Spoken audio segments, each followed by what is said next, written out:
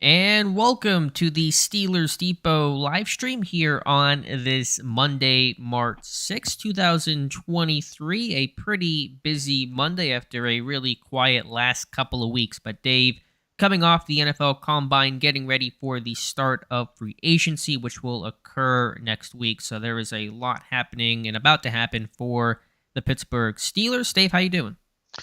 Hey now, the old Howard Stern greeting there. Ah, You're not a big Howard Stern fan, are you? No. Occasionally, I've gone back. All right. This is going to be a really morbid way. Well, I mean, I'm going to put that aside. Sometimes I listen to Stern. He's got some interesting stuff from long ago, but I don't want to delve too much into that because he can be a controversial figure. Yeah, I don't listen to him as much as I used to, but this time of the off season, I have just a little bit more time, especially laying in bed. I'll put it on there. But no, I'm doing fine. And as you stated, been kind of a quiet couple of weeks as far as the Steelers news cycle goes, but that's all going to be changing here in the next 9 days or so. It should start heating up overall here. We'll probably see some cuts and some re-signings potentially, and we'll see what happens on the restructure end of things. They get a couple of those worked out there, but coming out of the combine now, it's going to start getting a little busier. Yeah, it is. And as you guys see in the title of this stream, my first really official Pittsburgh Steelers mock draft went up on Monday. I'll scroll through it. Maybe Dave and I will talk about it a little bit throughout the stream. But of course, our focus here is answering your questions for the next hour until 8 p.m. Eastern Time. So be sure to get your questions in. If you want to send a super chat, that'll be a guarantee that your question gets asked and answered by Dave and myself. It'll also move you to the front of the line. So we'll dive right in here with the questions. We'll start with our friend Mike Edessa, who says, "Hi guys, who's one guy on offense and one on defense that helped themselves the most at the Combine? Steeler related. Mine is Darnell Washington and Jack Campbell." I think, Mike, those are two pretty solid names. Washington for Pittsburgh still feels a bit of a stretch, but he is a lot of fun to watch and project. Yeah, those are some good choices there, Alex. I'll have to go with John Gaines, the second out of UCLA. Maybe helped himself in my mind. I don't want to say that that's a guy that out of the blue. I never liked using the old flying up the draft board thing Mm-hmm. because I believe on the NFL, in NFL circles, they already know who these guys are, but I think in certain aspects, I mean, they have the combine for a reason, right? Seeing some of these guys do these drills specifically here, but I'll tell you, in my eyes, I think on offense, I think John Gaines the second, really did help himself as far as what he did, and I tweeted this out earlier in the day, Alex. There's not a lot of talk about true guards in this draft class, is there? Especially now there's been the top guys, Steve Avila, obviously, and then, Cyrus Torrence out of Florida. Torrence probably being regarded as one of the top true guards in this class. And then, once you get past Avila,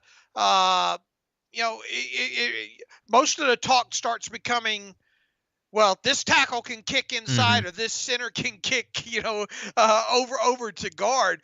And then, such an unfortunate thing what happened with Voorhees there, because I really think that he was right in the running to be one of the top guards drafted in this class. With him having that unfortunate injury now, I really think people are going to start hearing a lot more about John Gaines out of UCLA. So that would be one. Let's see, defense. I mean, Brissy, I think, helped himself just for moving well and looking yeah, healthy and having a good workout.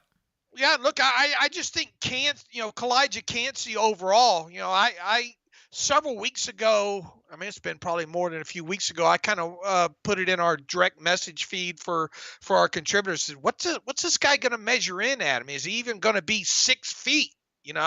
I kind of wondered about that. Well, I think his measurables alone on the height and the weight certainly helped him. 6'1" even, 281 pounds.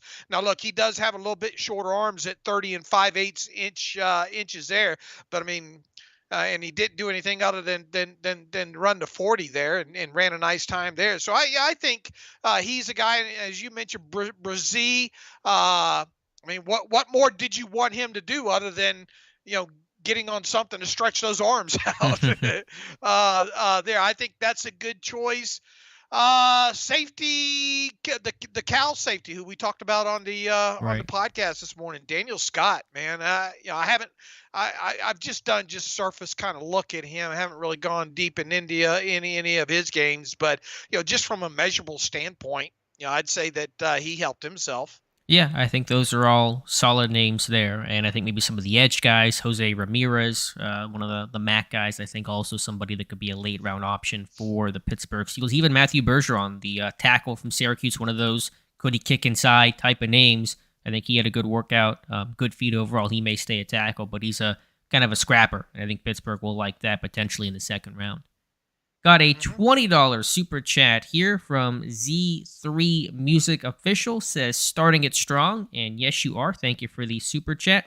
Says, when will we sign Bud to be a rotational outside linebacker since the Titans released him? Seriously, though, I see us getting Porter Jr. possibly at 17. What's the likelihood that we look at Addison at 32? Hey, with Dupree, that may happen. I mean, I'm not going to discount that. And then with Porter, that's the name of my mock draft here to kick things off. And Addison at 32, I think, honestly, with him having some, I would say average to kind of underwhelming numbers in terms of the workout that he had, yeah, I think there's a chance he will fall to 32. All right, here's the thing about Bud Dupree. I mean, it's easy to connect the dots, right? And there's no reason, maybe for the right price for the Steelers, to not entertain the notion. But let's remember here, what is the right price? Would you have to get a 2-year deal done with him to keep the 2023 cap number kind of low? I mean, is this a guy that's still coming off the deal that he's going to come off of? Is he going to accept playing for a minimum salary deal in 2023? No, I think it's a 2-year deal. No. I think a 2-year deal for Dupree. And if it's a 2-year deal, what's a fair amount for him? 4 or 5 million? It's a great question. I can see the attraction for him wanting to come back to, had a good relationship with TJ Watt. Schematically, Pittsburgh was such a great home for him with all the stunts and how aggressive that defense could be.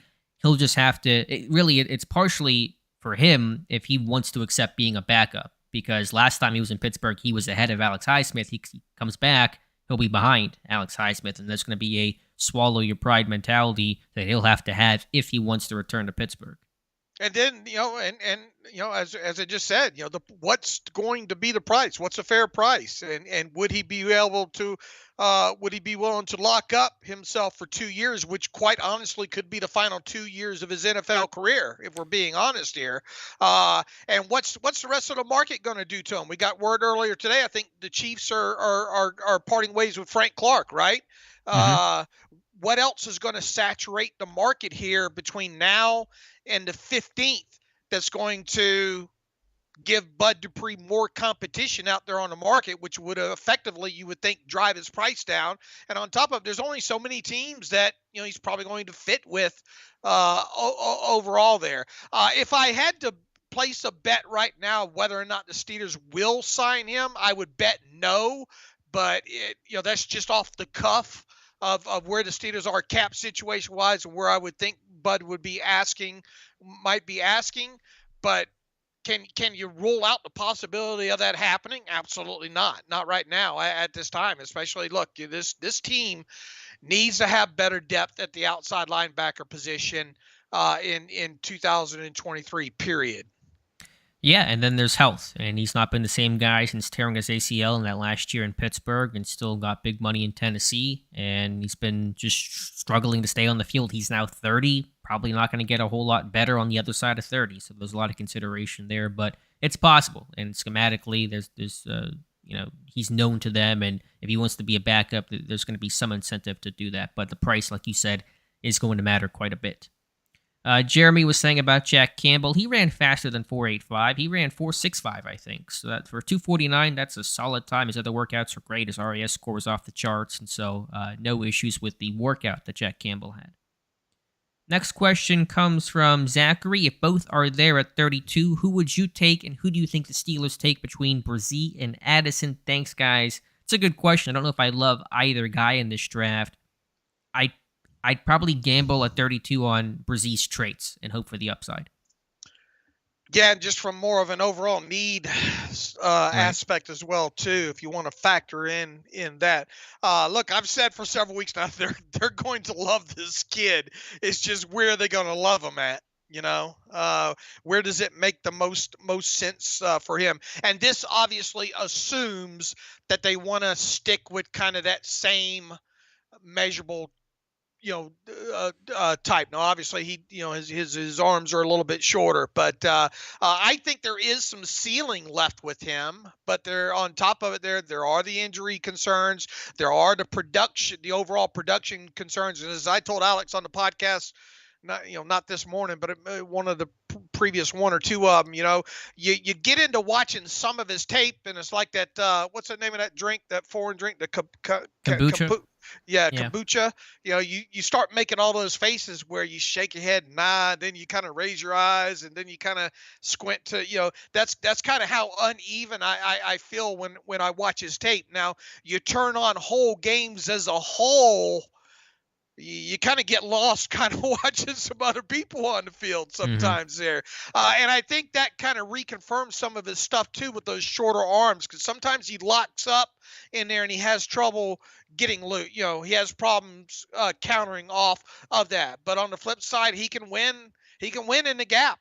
On some things, and he when you do some of those inside twist and stunts, he moves really well with those as well too. So there's aspects of his tape that you really like. There's some aspects of it that will kind of make you turn your nose up at him, and then there's the whole production and the injury history of him as well. But they're going to love him overall. It's just a matter of where they would like him. So in general here, I would tend to think that if we're talking about 32 specifically and both those guys on the board, I would tend to think that maybe they would lean toward Brzee, but I mean, who knows? Yeah, that's where I'm at right now. Obviously would like both guys and are pretty familiar with Addison, but some of the mental toughness that Brzee has, the athleticism, can play up and down the line, and probably less.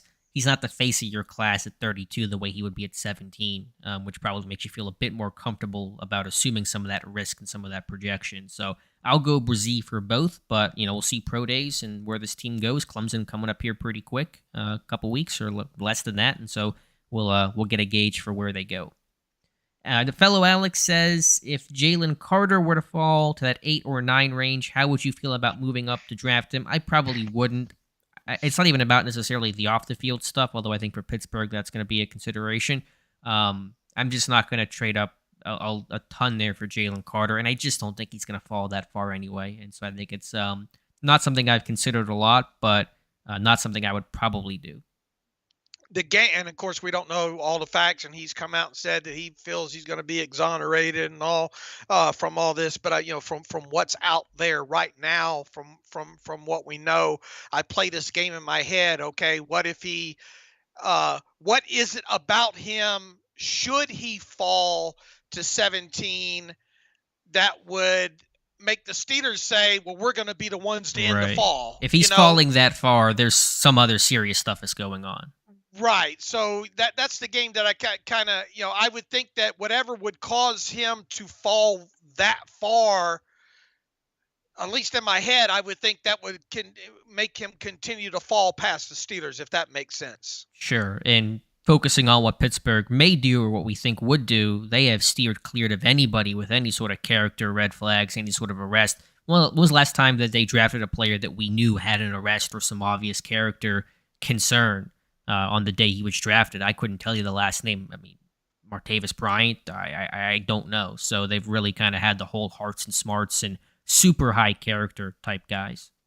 Right. Got a comment. I'd have to go back and look at the list. Yeah, I'm kind of asking more rhetorically, but I know it's far and few between, especially with your top picks. I mean, Kenny Pickett, squeaky clean. Najee Harris, squeaky clean. Edmonds, clean.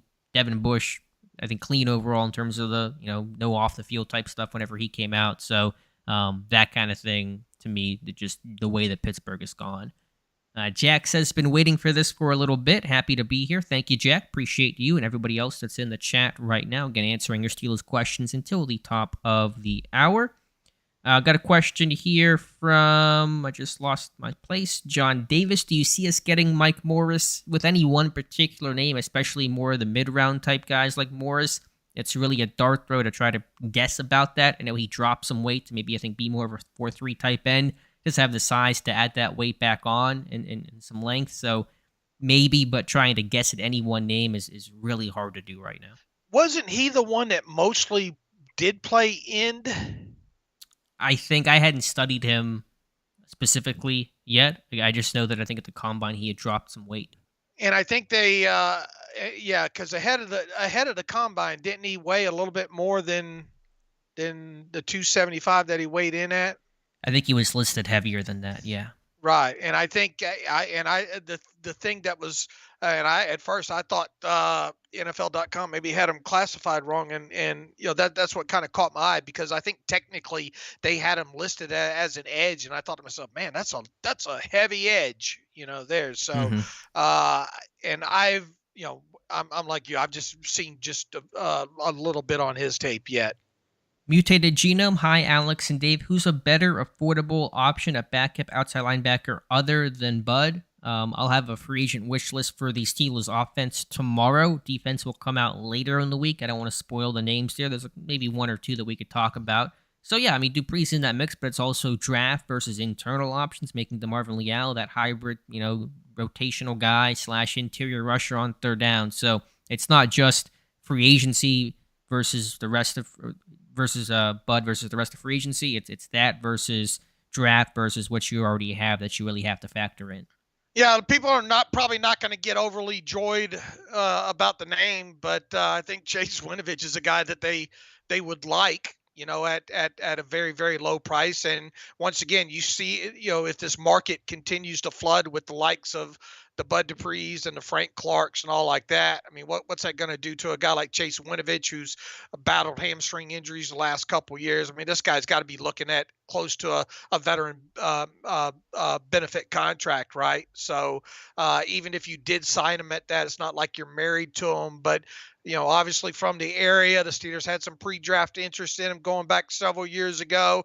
To his credit, I think he was able to get back on the field late last season and put some decent snaps on tape. So I would think that would be one guy that there'd be once again, it's not going to set off anybody running out and screaming championship in the streets or anything, but I think that's a guy that they could potentially look at signing. Mark Miller, it kind of scares me how much I enjoy the draft season. It is very close second to the actual games. Yeah, we love draft season. We love the off season. It's always a lot of fun and should be, again, for the Steelers this year. Jack asking, how much does Andrew Voorhees' injury push him back, in your opinion? That is Andrew Voorhees, the guard from USC, who tore his ACL, unfortunately, in one of those drills during the combine yesterday. I think Ian Rappaport or somebody said it was a clean tear, so just the ACL. So if there's any good news to come out, there's no other ligament damage or anything like that.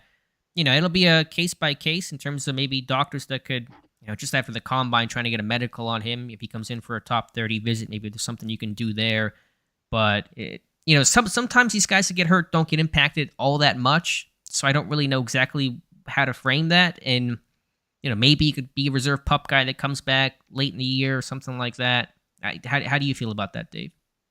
Who was the edge last year that ended up on Baltimore? Yeah, the Michigan Ajabu. Was it David Ajabu? Is that his name? Yeah. And when did he start? I think he was still a second-round guy. He didn't really move too much. Right. I guess, it's all what the doctors pretty much say. If it's clean and they think that he's going to come back 100%, or plan from that. I mean, it will probably. I mean, you're talking about an edge rusher versus a guard, and guards kind of, I don't know, they both kind of get pushed down a little bit there when you're looking at guys the sizes of the Ravens, Michigan kid. I think he still gets drafted, right? I mean, yeah. Somebody's going to take a shot at, assuming that once again the medicals say that this guy's going to rebound from this. I would still think he's got a good shot at, 4th, 5th round. Yeah, I viewed him before the injury as a late day 2 type of guy. I think now probably more of a day 3, fourth round is probably where I'd put him, because it's a 4-year contract he'll sign. So even if the rookie Right. year's a wash, you come back in next year, and again, sometimes these injuries. It was I think a Wisconsin corner years ago that tore his ACL in a workout for the Lions, and he still got drafted. Didn't seem to impact his stock too much, and so with how quickly these guys are bouncing back, I mean, some guys bounce back in 6 months. They're playing football again. I don't know if that's going to be the case for Voorhees, but he might be able to come back in November. So I don't think it's going to dramatically alter his stock. I think it will ding it a little bit. He sure did mess up your mock draft late. Yeah, that's what I get for liking a prospect. They always do that to me. Micah Des, so Alex, without giving away your article tomorrow, was there anything that jumped out to you while doing your research on upcoming free agents? I'm trying to think. Yeah, trying to find some of the offensive linemen, some good values are always tough to do just given the scarcity of the position. But I got a couple names for you guys to tackle interior offensive line. But trying to find those offensive linemen. Now, Orlando Brown is going to be on the market or could be on the market. I don't think that's going to be in play for Pittsburgh, but that's going to be an option for all 31 other teams we did not expect to be an option a couple of days ago. Next question comes from a question here about, am I doing another Walk the Mock? I'm going to do something similar, maybe not exactly like that, but I'll do some sort of live mock stream before April's draft.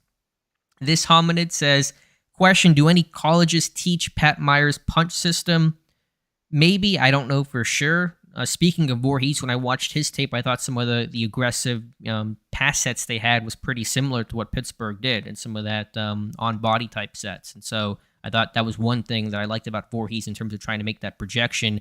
It might be less of an adjustment for him. So I know that I'm sure some O-line coaches teach similar stuff. I think Aaron Cromer, I believe, is in Buffalo, has a somewhat similar system. So it's a little bit unique, but it's not the only type of system that Pat Meyer's running. It's not exclusive to the Steelers. Next question comes from Douglas.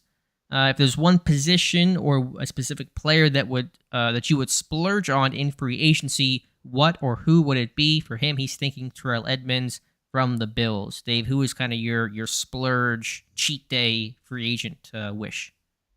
Well, look, you look at where they have the most needs right now, right? Heading into ahead of the draft, and you look at the offensive side of the ball.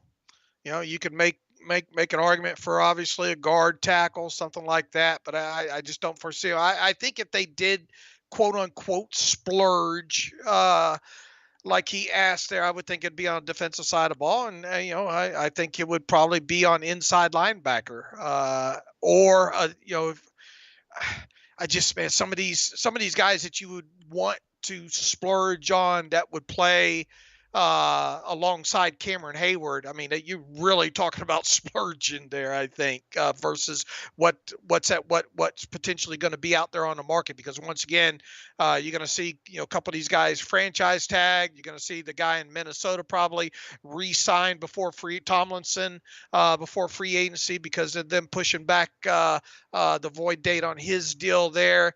So I think he brought up if you were going to, it might be at an inside linebacker position there, but why not maybe save a little bit of dollars along the way and maybe a David Long, Sure. along those lines there.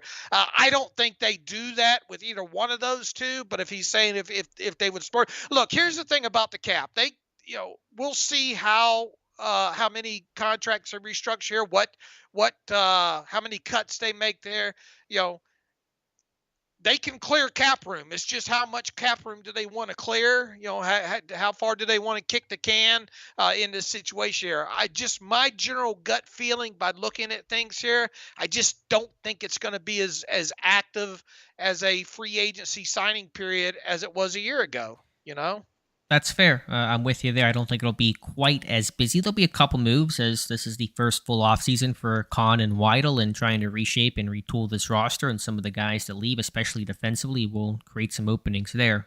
But we will see. If I could wave my magic wand, Edmonds is going to be a popular name. I mean, I would love to get a Mike McGlinchey from San Francisco at right tackle and have him be my right tackle, but obviously that's not going to happen.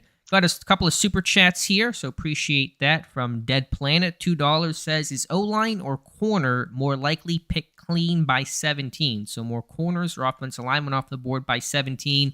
It could it could be both. Similar, yeah. I was just going to say 2, Broderick Jones, Parrish Johnson, gone by 17 at corner. Devon Witherspoon, Christian Gonzalez, gone by 17.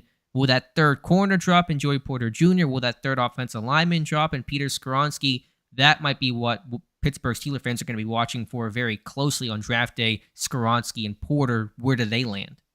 Yeah, that's where I'm at in this thing, along with you there. How far does a guy like Skoronski drop, and when does the third corner come off the board? Yeah, so again, it might be pretty similar, and that may be the story of day one for the Pittsburgh Steelers. As David O says, if you guys could hit the like button for the stream, would really appreciate that. Bring more people into the chat and just be that show of support.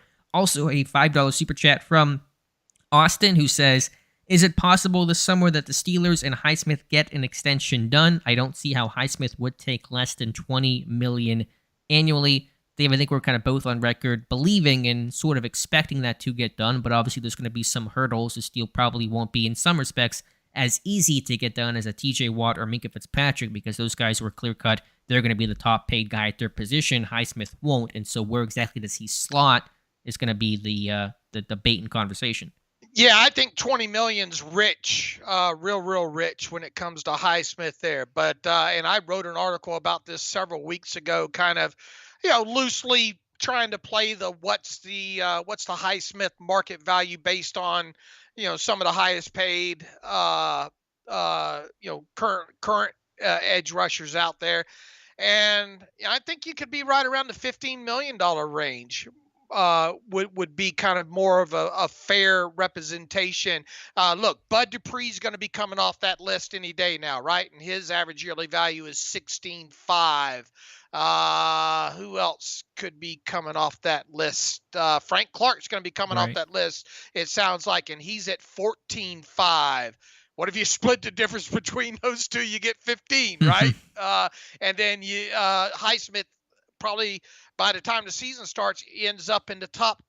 I guess I would put him right around in the top 20 there of highest paid edge rushers. So I think anywhere between 14 to high side 16.5 just kind of feels like the right area for Highsmith. I expect him to get something done, as assuming Highsmith's wants aren't over the top there, but that's kind of what I have in my head right now when it comes to average yearly value with him. Yeah, we'll see on the money, but I think, as Dave just mentioned, we're both pretty optimistic a deal will get done, and it could be done earlier. Minkah got done last June, Deontay got done later, but still during training camp. So Kevin Colbert used to take that thing to the 11th hour. Omar Khan seemed to have a bit more urgency to get these deals done and taken care of, so these guys weren't sitting out the entire summer, as TJ Watt did before the 2021 season. Got a question here from let's see, B. Eric McDay, Georgia outside linebacker. Can he do a Timmons transition to inside off ball? That's Nolan Smith there from Georgia. If he's going to play in Pittsburgh, I like him off ball than on the edge. I think he's too small to be on the edge, and so if you want to have that conversation about him to the Steelers, that's where I think he has to go. Yeah, I agree as well too. Boy, he's an athletic guy, isn't he? And I guess it would kind of harken back to the old Timmons conversation from years ago. The guy just too much of an athlete to kind of disregard coming out there. And I think you go way back in my memory banks here. I think the original conversation was after they drafted him was drafted him to be an outside linebacker, but as they went on, obviously made the transition inside nearly right away, right? Yeah, it was pretty quickly, and he kind of moved around a bit throughout his career. Obviously, Nick LeBeau's defense, especially those early years, he could, wear a lot of hats. But yeah, Mike Tomlin's first ever pick. I just don't see Smith being the guy at 17, but he'll probably be on that short list for the pedigree in Pittsburgh, likely at that Georgia Pro Day, and so those things will make him some logical fits. With guys, when you talk about tackles moving to guards and corners moving to safeties, or or in this instance an edge moving, playing totally off the ball, you better have a clear plan, Right. especially for someone high in the draft. And it just, there's not a lot of history to go on with the Steelers really doing that, right? Yeah, you don't see that too often. And with the ones you have seen, it's kind of been poor results. Ziggy Hood, kind of miscast. Artie Burns, same position, but kind of projection. Kevin Colbert admitted this guy's pretty raw, has to kind of learn our more zone-based system. Neither of those things worked out as Pittsburgh had planned when they turned the card in. 101 people here in the chat. Appreciate the support. Dave and I here for another half hour. We'll try to answer as many questions as possible, including this one from Joseph, who says, when do the Steelers have to create cap space for signings in free agency? So, Dave, give us the rundown on the NFL calendar. Yeah, March 15th, 9 days from now, they have to be cap compliant. Now, there was a little no news, if you will, from Field Yates today, just kind of verifying what the Steelers' adjusted cap number will be. And what an adjusted cap number is, it's what the salary cap number is league wide, which this year is $224.8 million, plus any rollover money from unused cap space in 2022, and we already knew what that number was. The only thing that there was just a little tiny bit of a question about, at least in my head, was, was there anything out there maybe that I was missing, or maybe was there some sort of, normally in the Steelers cases, if I miss it, is some sort of grievance or something like that. But league wide, mostly these things wind up being like not likely to be earned incentives last year that were earned, or some sort of roster bonus, just something in the contract that didn't count against the cap, that got earned, or some credit somewhere or something like that. I was fairly confident that they wouldn't see anything credit or debit like that, or if they were to get a credit or debit, it would be very minuscule. Well, as it wound up being, there was none, no credit or no debit. So they sit exactly where I have them at sitting there. And if you want to get specific about this right now, and if you want to go ahead and account for, because in a matter of a few days here, the NFL is going to put in the NFLPA offseason workout bonus placeholder for all 32 teams, and that amount is $849,600. So if you want to go ahead and start counting that into the into the calculations right now for where this team sits here today, they are technically 908,182 over the cap right now. And obviously you can't be over the cap on March the 15th. So there's going to be things happen over the course of the next 9 days. Fully expect William Jackson III to be cut. Once again, we'll see what their timetable.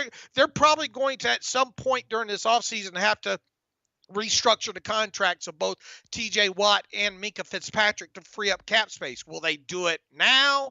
Will they do it closer to the start of the regular season? We'll have to see. And then also, who else might they terminate the contracts of?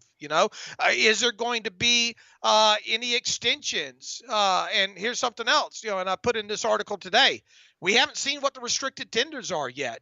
We think that of the 4 qualified unrestricted free agents that this team has, we think that 3 of them are going to be tendered at right of first refusal level there. So we still got to find out exactly who's going to get tendered here. But the calendar is going to move faster over the course of the next 9 days when they have to be cap compliant. We should start getting some news with some of the cuts, with some of the tenders, and those kind of things here fairly soon. And of course, will there be any re-signings? Cam Sutton, will that deal get done before? Really, you'd like to do it before March 13th, before that tampering period opens up.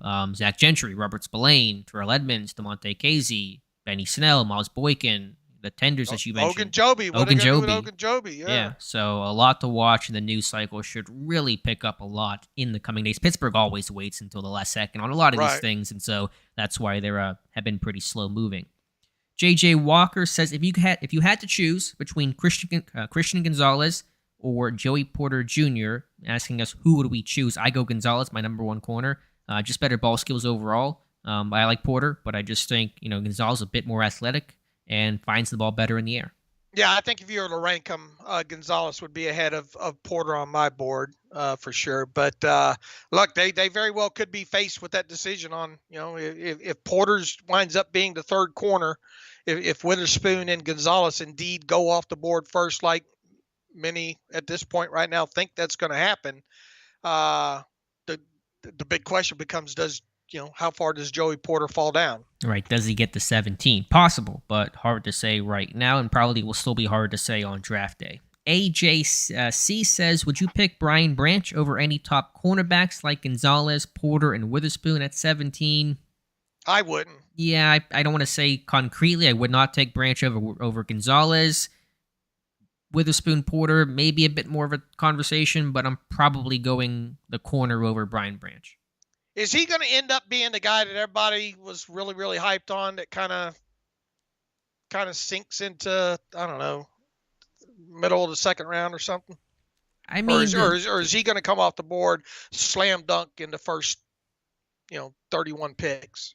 Just given the lack of maybe some of these safety-capable type guys may push Branch up, but there'll be some questions about where exactly to play him. He's a $190, not an outside corner, not really of the body type of a strong safety, not a super athlete. So, I could see him maybe slip into the 20s. I don't want to, put myself in a corner too much of where he will or won't go. So I'm kind of with you, but I do think he'll be a first-round guy. Okay. Let's see. Jay Gillum says Jackson, Smith, and Jigba, or Addison. If you had your pick, I'm going to go Smith and Jigba. I think he's a better route runner, a little bit quicker. I know that Addison has some good burst and explosiveness, but so does in Jigba. I saw those short shuttle agility times, catches the ball cleaner, and I just like him better out of the slot than I do Jordan Addison.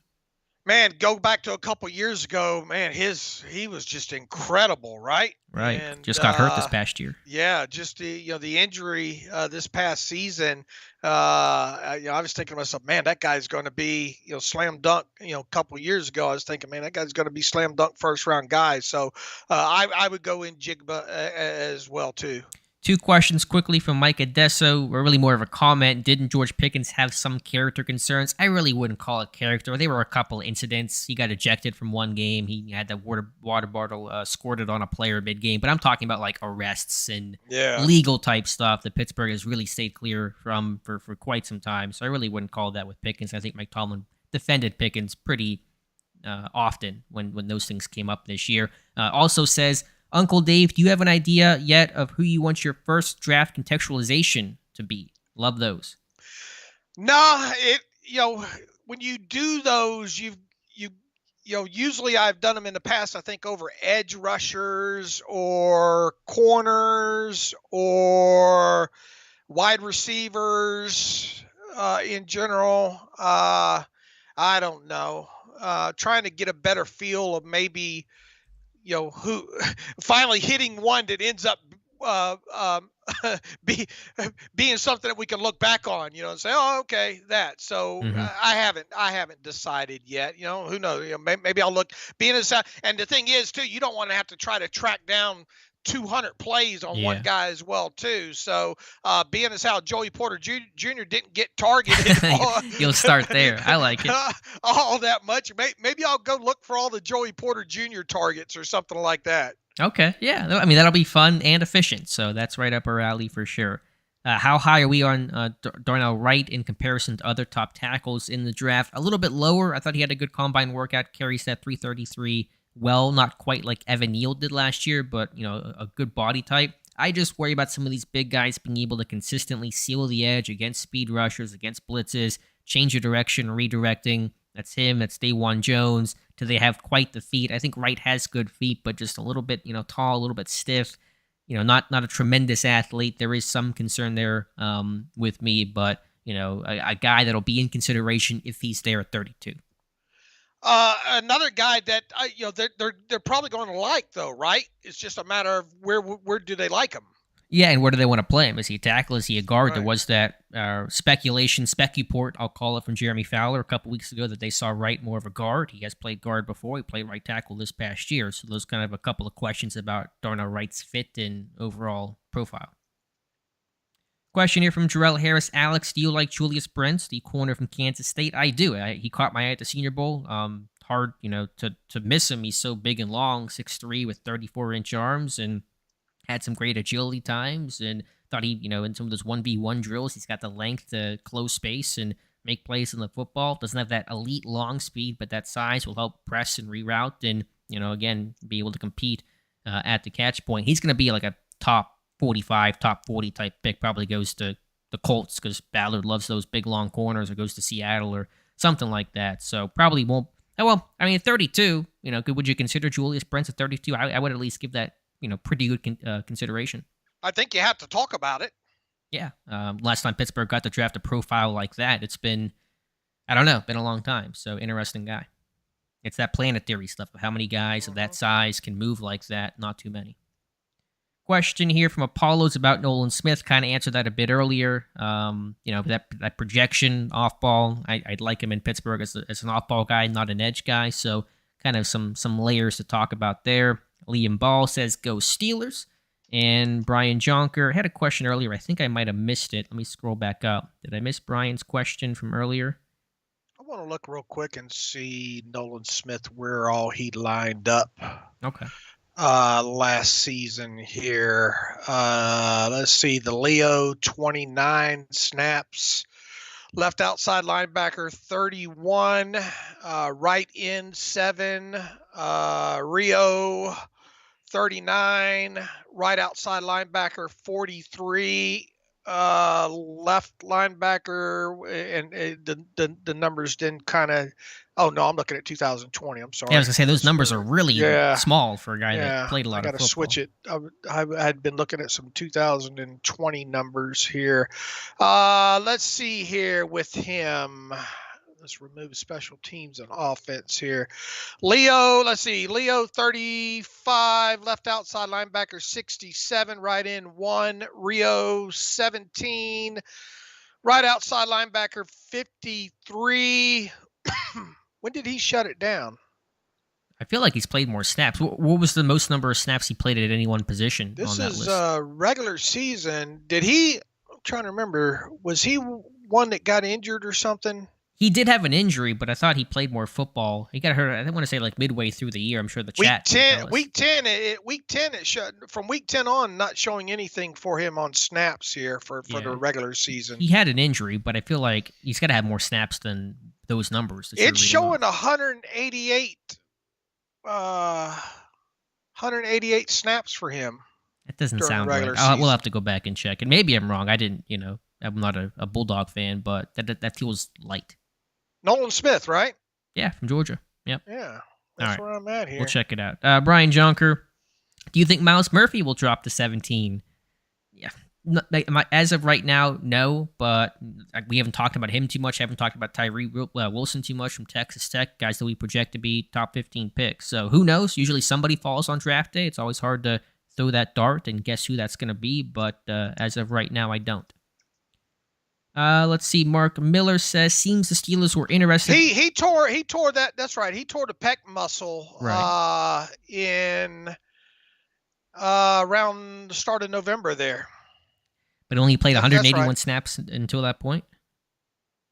It says he played 283 snaps. Okay. Defensive snaps up until that point. All right. Yeah, it's not a lot of snaps to go off of to make your first round pick there. Wait a minute. No, for some reason it put in back the special teams in the offense. 188 snaps for defense. And that was like across 2 months? Played September, October, 180 snaps? That's through week 9. That just seems, I don't know, it seems off, but maybe I guess those are the numbers, but not a lot of snaps then for Nolan Smith. Right. Mark Miller, seems like the Steelers were interested in Cleve Farrell out of Clemson. The Raiders overdrafted him. Do you think the Steelers would revisit him as a free agent? That's a good name to throw out there. Hadn't Didn't realize he was even a free agent. I guess that makes sense on the timeline. I mean, he was that big body guy from Clemson that could stop the run, really high character. The Raiders kind of touted him as their guy because of his character and team cap, and everybody raved about kind of that he was the glue guy there. So he's got a bit of that Leal build where he's a little bit bigger. But yeah, I like Cleve Farrell a lot coming out. So that's a name to talk about. Yeah, I think probably somewhere on one of these mocks on the site somewhere, I probably mocked him to him. Sure. I know we had a lot of discussions about him that year, and particularly about him being kind of a little bit heavier, bigger edge than what they normally draft. Right. Maybe he would drop a little bit of weight. Again, kind of Leal. He's probably a little more natural on the edge than what Leal was, but it could be a little redundant. But, I think it's a name to mention given the Steelers connection and the pedigree. C. Bizzle says, what prompted Dave to identify adjusted net yards per passing attempt as such an important metric for team success? What made you kind of gravitate towards that number, Dave? Oh, first and foremost, it's not my stat. It obviously, I think Chase, what's his name? Chase Stewart from Pro Football Reference or Pro Football, one of those and all like that. There was just, there's been a lot. Just reading articles over the years related to that stat and all has just really made an impact on me and got me started, trying to track it and all like that. And, looking at kind of the history of it, especially when it comes to offensive and, looking at the differential overall and where, how low the defensive side needed to be and just kind of track, things that you do during the season. And I've always kind of liked to gravitate towards some of these metrics and all like that. And that was just one of them that I gravitated toward. And it's really kind of stood the test of time, right? Oh, yeah. I think the predictive power that it's had has been really solid in kind of talking about, who the best teams are and kind of find that out by midway through the year. And it tracks pretty well, throughout the playoffs and the Super Bowl. Now, that's the thing about it, though, is you got to wait on it. Yeah. You got to wait the 7, through 7 or 8 games. Got to be a sample size, right? No because they can be quickly inflated one way or the other in one game early on in the season. But I coming out of shooting week 1, I'll look at what each side did and those kind of things. It just kind of, especially when it comes to the Steelers, but I don't really start looking at it, league wide and kind of the predictive powers of it until you get about 7 or 8 games for each team in the books there. About 13 minutes left, so be sure to get your questions in. Dave and I will try to tear through as many as we can, starting with Dead Planet, who says, Alex, is Voorhees worth a later round gamble? I think so in the 4th round. I was a big fan of his tape, the system and scheme fit. The tricky part for Pittsburgh is not having that 5th or 6th round pick. So if Voorhees does slip a bit because of the injury, then you wonder, will Pittsburgh take him in the 4th round? If they don't take him in the 4th round, they probably won't get him at all. And so that's kind of the trickiness of having that dead space between round 4 and round 7. You identified him too, right out of the chute, didn't you, Alex? And something along the lines. I think ahead of the Senior Bowl, your article was something Voorhees, the Steelers better have interest in Andrew Voorhees. Yeah.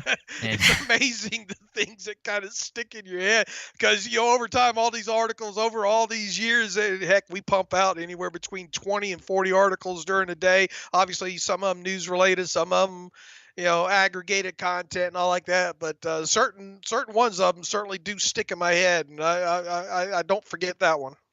Yeah, just unfortunate with the injury, but again, guys are coming back sooner than ever from ACL, and if it is truly a clean torn ACL, that's a best case scenario of a bad situation. And listen, the toughness to have that ACL tear, the mental and obviously physical toll, and then the next day have 38 reps on the bench is just really incredible. And that's kind of a good note to go out on. I guess it's the final thing he'll do before he gets himself healthy. And here's another attractive thing about him too is he was a true left guard too. And how many when you look once again, we talked about on the podcast today and me on Twitter and even earlier in this Q&A here, where is the talk about the true guards in this class? And then once you do start talking about those true guards, how many of them were left guards? Avila, right? Avila, because Torrance was a right guard, right? Right. And even the John Gaines out of UCLA that I've been talking about the last 24 hours, he was mostly a right guard at UCLA. He did play a little bit of left guard. Was it 2021 or 2020? I forget which one there. But I mean, how many true left guards are there at, likely to be drafted in the first, let's say, 4 rounds of this year's draft overall? You're going to start seeing more of that City So out of Eastern Michigan as well too, because I think he was primarily a left guard as well too. And the thing about Voorhees is you had all that tape on him, right? Yeah. Now he played a bit of tackle too, so he kind of did both. But this past year he was left guard. Right, and you got a lot of tape on him as a left guard, yeah, and that made him attractive because obviously, if you were to pick one guard spot where the Steelers need the most help right now, it's the left guard spot, right? Yeah, and you prefer not to move James Daniels from right guard to left guard. You could, but you'd prefer not to. But this guy on screen right now, John Michael Schmitz, you kick him over to left guard. I think he could do it. Okay. $5 super chat from Josh Miller, not directly related to the Steelers, but where do you see this Lamar saga with Baltimore headed? That's a great question. I don't know. Are they really going to let this guy go? I mean, we'll see. We're going to get our answer on the tag here is the tag tomorrow? The deadline for the tag is tomorrow, isn't it? Right. So we're going to they're going to tag him. Now the question will be, will it be exclusive or non-exclusive? If it's non-exclusive, then other teams can make offers, and if it's not exclusive, he probably will get an offer from somebody, and the race is off from there. And then they'll be able to maintain. We wanted to sign him all the way. They'll but I don't know the way it's going to turn out. He's still representing himself too, right? At last report. Right. I think they're going to do the non-exclusive tag and say, all right, Lamar, let's see how much you're worth. Let's see what teams offer, and if you're really worth the 5 years fully guaranteed, the way Watson got it, then another team will offer that. And if not, then we're going to match what other kind of conventional quote unquote offer it is. And if no team offers, then we'll try to negotiate. But you'll probably play on the tag this year. That's my expectation. Right, and obviously the poison pill thing's gone away, but some teams can make it interesting when it comes to a match. Some teams that have some serious cap space out there could make things very interesting.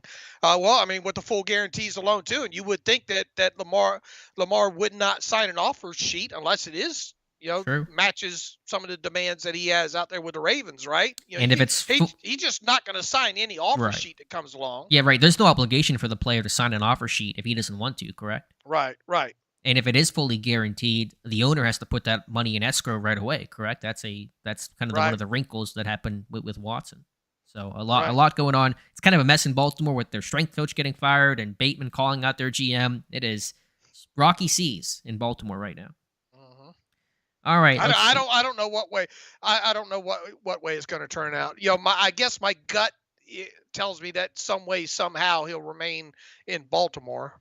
I think he'll stay too, but I think it'll be non-exclusive franchise tag by tomorrow, and then where it goes from there, we'll all have to wait and see. Adam Stasko says, I know I asked earlier, but can you explain why Campbell over Simpson? I assume that's referring to my mock draft putting Jack Campbell at 32. You could put Simpson there. He's the better athlete, kind of a longer guy, but I think Campbell's more refined, a playoff ball linebacker. There's question about Simpson. Where exactly does he fit best? And is he kind of more athlete than true inside linebacker right now? So could go either way, but I just think Campbell at his frame, his size, 249, don't see those guys too often. Need to stop the run, got to play downhill in the AFC North. Makes Campbell a pretty unique and attractive guy. Okay.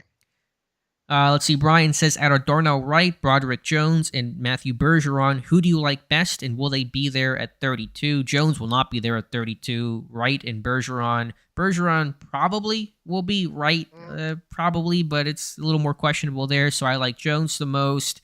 And then from there, I haven't studied Bergeron too much, so I'm at the Senior Bowl. I would go Jones, Wright, Bergeron. But I can tell you with clear confidence, Broderick Jones may not be there, probably won't be there at 17, definitely will not be there at 32. Right, absolutely. I'm with you there. Broderick Jones is going to be gone, I think, by the time the Steelers pick at 17. And Darnell Wright, man, if you need a guy on the end of that line of scrimmage, man, and look, you could do obviously more than that with him as well too, but. There's a decent chance that he could go, I guess, at the end of round 1, right? With Wright, yeah, I think he could be, late first round. I think I don't. Bergeron, Bergeron, I think he's another one of those ones that kind of wondering, might he have to kick inside, right? Yeah, I don't know what his length was. I think he's got a profile enough to be a tackle, but there may be a split between if he's a tackle or a guard. He has the feet and I think the athleticism to play tackle, but we'll see. He's taller, has got longer arms too. Yeah.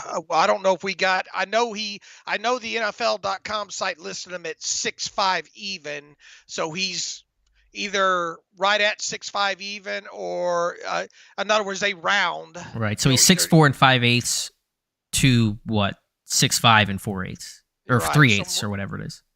Weighed in at 318. His arms, we know that, 33 3/4. A little bit, doesn't have the a tad smaller hands, I'd guess, at 9.5. It's not criminal or anything like that. It's fine to play tackle. Right, but it should be fine enough there. And what is it? What is his? Let's see. He jumped 30.5 and did a 8'7" broad jump. It looks like there. So I have a feeling he's a guy that drifts on into the second round. Jay Gillum, Alex, are you done with Devin Bush entirely? Should the Steelers cut him or keep him as a backup? He's a pending free agent, and so by Wednesday, March 15th, he'll officially become a free agent. They will not re-sign him. I'm done with Bush, and I think Bush is done with Pittsburgh. I believe that as well, too. If for some reason they did re-sign him, it would be for damn near nothing. Jacob Wade with the key to my heart. Who is the best punter coming out of college? Where would he get drafted? Lord. That is, which Turk? Is it Michael Turk? Michael Turk out of Oklahoma, right? The son of the NFL punter, I think. So that seems to be the top leg this year. It'll probably be, I mean, it depends where punters can go different ranges, but probably a 5th, 6th round type of guy.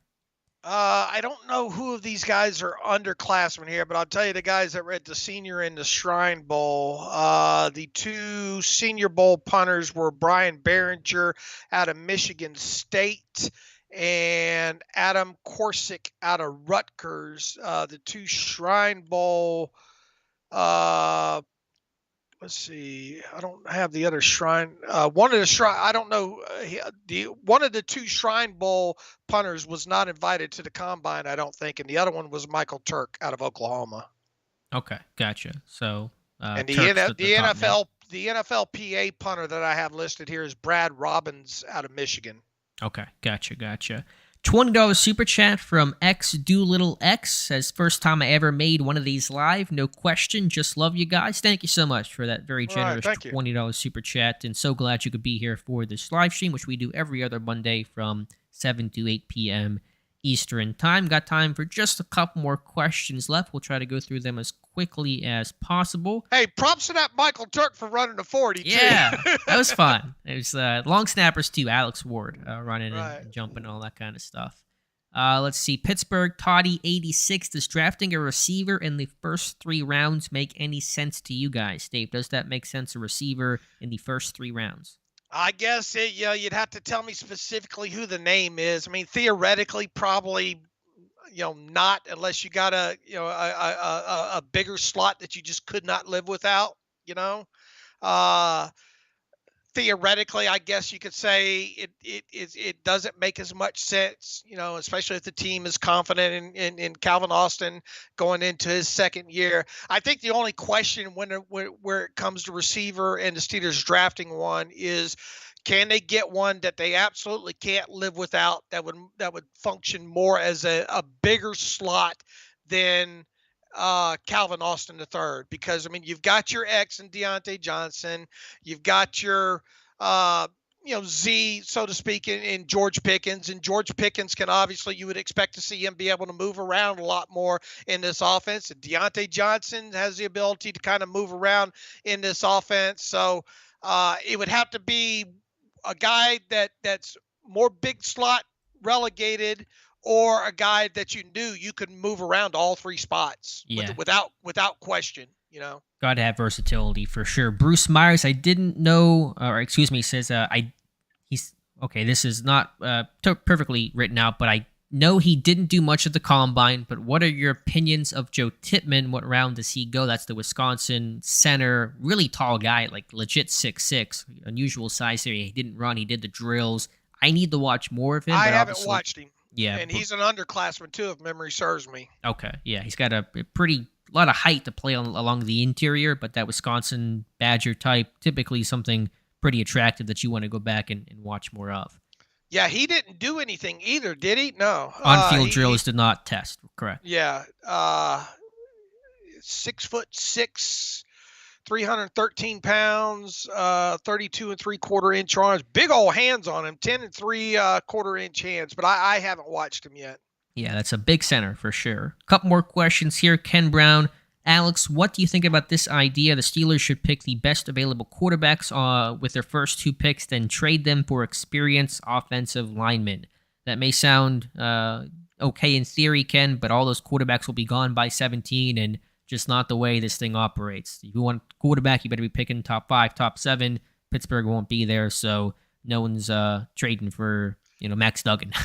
I tell you, as an outsider, it's going to be fun to watch the Anthony Richardson talk progress the rest of the, Yeah. There's people saying slam dunk he's going to be, top 15 pick. And there's others, even Nagy from the Senior Bowl seemed to. Now he's going to protect his Senior Bowl guys, right? But I think he kind of hinted to the fact that maybe people were jumping the gun on Anthony Richardson just because of his combine effort. Yeah, but they're all going to go early. They're all going to be gone before 17. I don't know the exact order. I don't know who's going where, but they're all going to be gone before 17. $5 super chat from Carmichael, the sports guru, who says, just showing appreciation. Thank you so much, Carmichael. Very nice and generous of you to do. Thank you, everybody who's here tonight, too. Yeah. Taking time out. What else do we have here real quick? Victory Asher. Hey, Alex, what position would you pick for 17? Only one choice, please. The biggest need is D-line. Will there be a guy to fill that need at 17? Is a different answer, but the biggest need as this team sits today, to me, is defensive line. Yeah, it is, and we'll see. Well, I was thinking last night, man, they got to try their best to maybe get Ogunjobi back on a good deal, don't they? Or some other free agent. I think you have to go. You got to add defensive lineman in for agency. You can't bank on the draft it working out in your favor, even with 3 top 50 picks. So whether it's Ogunjobi, you go sign somebody else, a Puna Ford, whatever name you want to throw out there. They gotta address the defensive line before the draft. Do you remember why Cam Hayward dropped like he dropped? Well, he had an elbow injury. He didn't work out at all pre-draft. He didn't work out at the pro day. He didn't work out at the Senior Bowl. He couldn't participate in no combine, and then maybe just being kind of a not hyper athlete type guy that didn't look like his production wasn't crazy at Ohio State. So injury plus maybe not a super athlete. Okay, that's my recollection of it. At least he had the injury. I know he was hurt. Need to start making more of these 6'5", 300. Can we clone 98, 302 pound, and Tuitt slipped because of some sort of injury too into the second round. He had a hernia. Right. Yeah. So those guys just don't see too many of them anymore. John Pell, do you think Deonte Banks, the corner from Maryland, sneaks into the first round? He could be one of those sneaky guys that has some size, length, that runs 4.35. That's a good recipe to be that first round consideration. Yeah, look, and obviously the Mike Tomlin link back to Maryland and yada yada, and he definitely fits the tape, the measurables. There's not a lot not to like about him, that's for sure. Yeah, and I know Maryland, everyone talks about, obviously, Dino, who was there. He's now at Boston College. But Tomlin and Mike Locksley are very close. Tomlin's on the board of that minority coach, what do you want to call it, just that service or committee that they have there that Locksley helped create. And Tomlin's on that board, and so there's a good relationship there that will lend itself to insight on those Maryland guys. Any other questions left? Let's see.